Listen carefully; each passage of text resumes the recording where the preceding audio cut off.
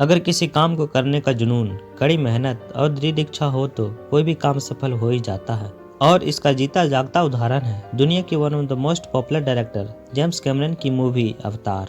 James Cameron ने 2009 में आई movie अवतार से यह प्रूव कर दिया था कि कोई भी काम पूरी परफेक्शन और ईमानदारी से किया जाए तो वह सफल जरूर होता है। अवतार मूवी 2009 की सबसे सक्सेसफुल मूवी थी। इस मूवी ने उस समय कमाई के सारे रिकॉर्ड तोड़ दिए थे और कई ऐसे रिकॉर्ड बनाए थे जिसे तोड़ पाना आज भी नामुमकिन सा लगता है। अवतार मूवी की सक्सेस की कहानी जितना आसान लग रहा है उतना भी आसान नहीं था। अवतार मूवी बनने के पीछे कई लोगों की कड़ी मेहनत, जेम्स कैमरन का ग्रेट विजन और उनके संघर्षों की एक दिलचस्प कहानी है। इस वीडियो के माध्यम से मैं आपको अवतार मूवी से जुड़े कुछ दिलचस्प स्टोरी को बतलाने वाला हूँ कि कैसे अवतार मूवी को बनने में 14 साल लगे, जेम्स कैमरन को अवतार मूवी बनाने का आइडिया कहाँ से आया और कैसे अवतार मूवी इतनी सक्सेसफुल हो पाई। तो चलिए वीडियो को स्टार्ट करते हैं। Story number 1। अवतार मूवी 2009 में रिलीज हुई थी और आपको यह जानकर हैरानी होगी कि जेम्स कैमरन ने 1994 में ही 80 पन्नों की अवतार मूवी की स्टोरी लिख चुके थे। जेम्स कैमरन ने एक इंटरव्यू में बतलाया था कि वह 1997 में टाइटैनिक मूवी के रिलीज होने के बाद अवतार मूवी की शूटिंग स्टार्ट करना चाहते थे, लेकिन अवतार मूवी को जिस तरह का विजुअल इफेक्ट और CGI का आवश्यकता था उस समय वैसा इक्विपमेंट उपलब्ध नहीं था। इसलिए जेम्स कैमरन ने अवतार मूवी की शूटिंग को पोस्टपोन कर दिया। इसी बीच जेम्स कैमरन के पास कई सारे मूवी को डायरेक्ट करने का ऑफर आया, लेकिन जेम्स कैमरन ने अपने ड्रीम प्रोजेक्ट अवतार मूवी पर ही काम करना सही समझा और मूवी से जुड़े हर छोटी बड़ी चीज़ों को अच्छे से समझना और रिसर्च करना जारी रखा। Story number 2। साल 2003 में the Lord of the ring the two towers release हुई और जेम्स कैमरन इसमें गोलम की CGI और मोशन कैप्चर के काम को देखकर काफ़ी इम्प्रेस हुए। तब जेम्स कैमरन को यकीन हो गया कि अब अवतार मूवी की शूटिंग पर काम किया जा सकता है और फाइनली इसके बाद अवतार मूवी की शूटिंग की शुरुआत हो गई। Story number 3। अवतार मूवी में पंडोरा ग्रह के घने जंगलों, पहाड़ों और एनिमल के अजीबोगरीब प्रजातियों को दिखाया गया है। इसके साथ ही पेंडोरा में रहने वाले लोकल लोग नावी के कैरेक्टर को भी दिखाया गया। जेम्स कैमरन ने नावी के कैरेक्टर को रियलिस्टिक बनाने के लिए अवतार मूवी से जुड़ी सभी स्टार कास्ट को हवाई द्वीप के जंगलों का सैर कराया, जहां सभी स्टार कास्ट ने जंगलों में रहने का एक्सपीरियंस किया। इसके साथ ही खाने पीने का स्टाइल और जंगल में रहने वाले लोगों के इमोशन को काफी डिटेलिंग के साथ समझा। यही वजह है कि फिक्शनल होते हुए भी अवतार मूवी की सभी स्टार कास्ट की एक्टिंग काफी रियल लगती है। Story number 4। जैसा कि हम जानते हैं अवतार मूवी में पंडोरा वासी नावी को नीले रंग में दिखाया गया है और जेम्स कैमरन ने नावी को नीला कलर ही क्यों दिया है इसके पीछे भी एक इंटरेस्टिंग स्टोरी है। दरअसल जेम्स कैमरन ने एक इंटरव्यू में बताया था कि उनकी मां ने एक सपना देखा था जिसमें लंबी हाइट वाली नीले रंग की लड़की को देखा था और जब उसकी मां ने इसके बारे में कैमरन को बताया तब से ही कैमरन ने इसके डेवलपमेंट पर काम करना शुरू कर दिया और फाइनली इस कैरेक्टर को उन्होंने अवतार मूवी में यूज किया। Story number 5। James Cameron Avatar movie के जैक सिली के रोल के लिए एक ऐसे एक्टर को खोज रहे थे जो जैक के रोल के लिए परफेक्ट हो। जैक के रोल के लिए सबसे पहले जैक गिलेनहॉल को अप्रोच किया गया, लेकिन इन्होंने डेट इशू के कारण इसे करने से मना कर दिया। इसके बाद इस रोल के लिए मैट डेमन को ऑफर किया गया।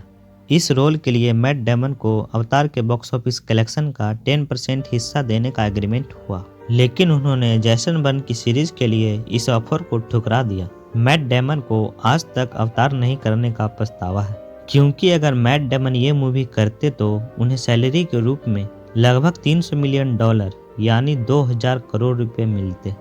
Story number 6। जब काफी सारे एक्टर ने अवतार मूवी के ऑफर को रिजेक्ट कर दिया तब जाकर एक नए एक्टर सैम वेलिंगटन को अवतार मूवी के लिए अप्रोच किया गया। उस समय सैम वेलिंगटन की इकोनॉमिकल कंडीशन काफी खराब थी, इसलिए वो अवतार मूवी करने के लिए तुरंत एग्री हो गए। इसी दौरान जेम्स कैमरन ने सैम वेलिंगटन से मुलाकात की, जहां जेम्स कैमरन ने सैम के अंदर एक लीडरशिप के कैरेक्टर को जाना। मूवी में एक्टर के तौर पर एक लीडरशिप की आवश्यकता थी, इसीलिए जेम्स कैमरन ने सैम को बतौर एक्टर सिलेक्ट कर लिया। Story number 7। अवतार मूवी में पृथ्वी से कुछ प्रकाश वर्ष दूर पेंडोरा नाम के ग्रह पर रहने वाले निवासी नावी की काल्पनिक कहानी को दिखाया गया है। चूंकि पेंडोरा की कहानी पृथ्वी के बाहर की काल्पनिक कहानी है, इसी वजह से जेम्स कैमरन ने अवतार मूवी के लिए एक ऐसा लैंग्वेज को डेवलप किया है जो पृथ्वी पर एग्जिस्ट ही नहीं करती है। इस लैंग्वेज को डेवलप करने के लिए जेम्स कैमरन ने यूनिवर्सिटी ऑफ साउदर्न कैलिफोर्निया के प्रोफेसर डॉक्टर पॉल को अप्रोच किया और काफ़ी प्रयासों के बाद फाइनली 1000 से 1500 शब्दों की एक अलग लैंग्वेज को डेवलप कर लिया गया जो बोलने में काफ़ी इजी थी। इस तरह अवतार पहली ऐसी मूवी बनी जिसके लिए नई भाषा को डेवलप किया गया। Story number 8। 20th century Fox studio ने जेम्स कैमरन के साथ टाइटैनिक मूवी में साथ काम किया था और टाइटैनिक मूवी का ओवर बजट होने के कारण फॉक्स स्टूडियो का जेम्स कैमरन के साथ काम करने का एक्सपीरियंस उतना अच्छा नहीं था। और जब फॉक्स स्टूडियो ने अवतार मूवी का प्रोडक्शन कॉस्ट को फाइनलाइज किया तो यह भी ओवर बजट हो रही थी।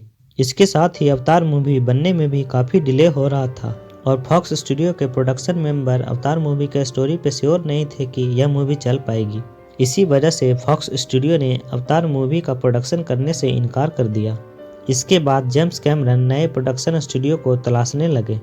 Finally engineers film studio Avatar movie का प्रोडक्शन करने के लिए तैयार हो गए, लेकिन समस्या यहाँ ख़त्म नहीं हुई।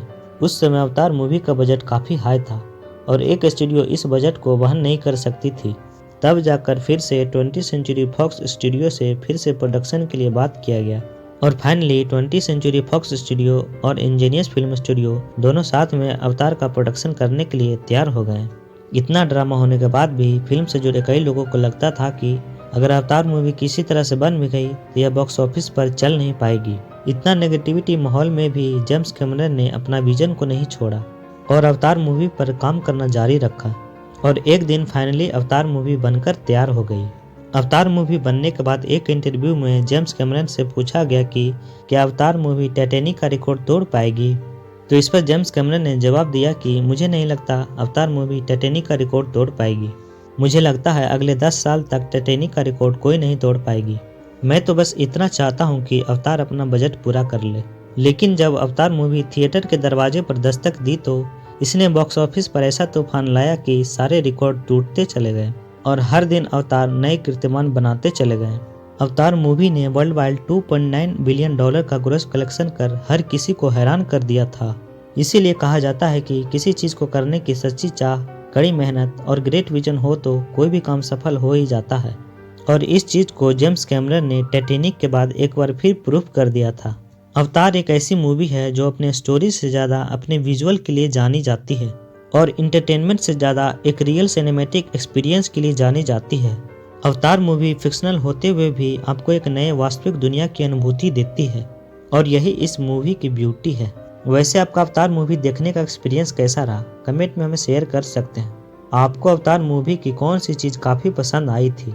नेक्स्ट वीडियो में मैं आपको अवतार 2 द वे ऑफ वाटर से जुड़े दिलचस्प बातों को शेयर करूंगा।